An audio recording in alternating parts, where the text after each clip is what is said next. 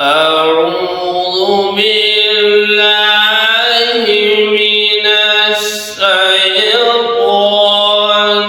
الرجيم. بسم الله الرحمن الرحيم.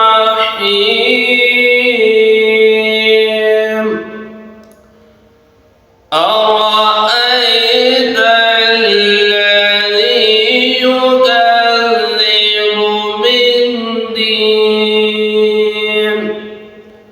فذلك الذي يدعو اليتيم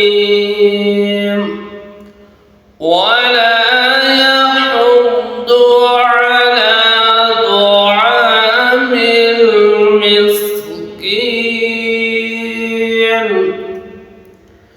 وويل للمصلين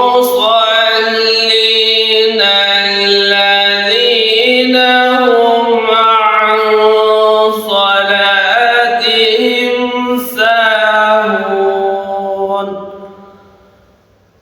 الذين هم يراءون ويمنعون الماعون. صدق الله العظيم.